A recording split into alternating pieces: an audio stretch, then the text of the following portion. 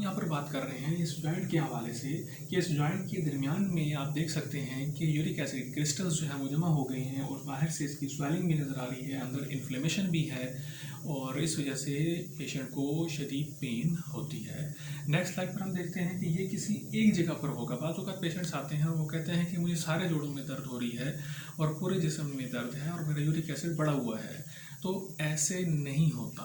सारे जिस्म में पेन होना और सारे जॉइंट्स में जो दर्द हो रही है वो किसी और वजह से हो सकती है। यूरिक एसिड में जो इजाफा होता है उसका अटैक किसी एक छोटे जॉइंट में हो जाता है, स्पेशली जो है अंगूठे में हो जाएगा। मेल पर्सन में ज़्यादातर जो है ना वो अंगूठे के इस जॉइंट में यहाँ पर जो है यूरिक एसिड के क्रिस्टल्स जो है वो जमा हो जाते हैं और ये जॉइंट इफ़ेक्ट हो जाता है। इसके बाद परहेज़ में हम दो तरह की बात करेंगे, कौन कौन सी चीज़ें हम खा सकते हैं, कौन सी नहीं खा सकते हैं। ऐसे पेशेंट्स जिनको यूरिक एसिड जिनका जो है वो बढ़ा हुआ है तो वो क्या क्या खा सकते हैं वो आपके सामने जैसे देख सकते हैं आप। मछली, केला, खुबानी, फ्रूट्स के अंदर सेब, खरबूजा, गरमा, आलू बुखारा, जैतून का तेल है, टमाटर, बादाम, गाजर, धनिया, पुदीना वगैरह, ये सारी चीज़ें जो और वो सारी चीज़ें कि जो जिनमें फ़ाइबर ज़्यादा मिकदार में पाया जाता है वो ये सब चीज़ें खा सकते हैं, इस बीमारी के दौरान भी खा सकते हैं। इसके अलावा ऐसे मरीज़ जो ये चीज़ें नहीं खा सकते हैं उनमें मीट है, ऑर्गन मीट है, कलेजी, खमीर, पाए और इसके अलावा जो है कोल्ड ड्रिंक्स हैं, शराब है, बेकरी की बनी हुई चीज़ें हैं। इन सारी चीज़ों से परहेज़ करना ज़रूरी है, अदरवाइज यूरिक एसिड में इजाफा भी हो सकता है। इसके बाद इसका इलाज में दो तो नॉर्मल चीज़ें हैं, वो ये कि कच्चे आलू का पानी पी लिया जाए तो इससे फाका हो जाता है, और नींबू पानी अगर कोई शख्स ज़्यादा पी लिए तो भी ये यूरिक एसिड जो बढ़ा हुआ है वो अपनी जगह पर आहिस्ता आहिस्ता से आना शुरू हो जाता है।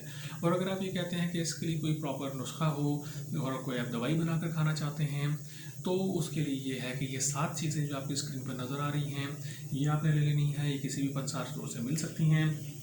वो टिम्बर है, सौंठ, गोखरू, मूली के बीज, कासनी, सौंफ और तुख्मे करफ्स, इन सारी चीज़ों को बराबर मिकदार में लेकर पीस लेना है। पीस लेंगे तो ये एक पाउडर की शक्ल में हो जाएगा, आपके पास तैयार हो जाएगा।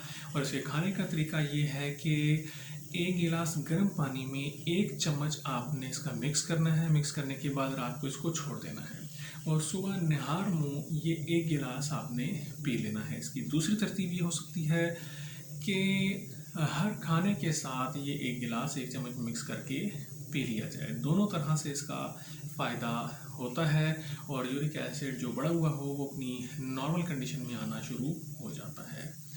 बहुत शुक्रिया आपने मेरी वीडियो को देखा और उम्मीद है कि आपको ये मेरी वीडियो पसंद आई होगी। जिन्होंने मेरा ये चैनल सब्सक्राइब नहीं किया है उनसे गुजारिश है कि ये चैनल सब्सक्राइब कर लें और दूसरों के साथ इसको शेयर भी करें। हकीम उमर रिजवान को इजाज़त दें। हर्बल रेमेडीज़ में फ़िलहाल इतना ही। अल्लाह हाफ़िज़।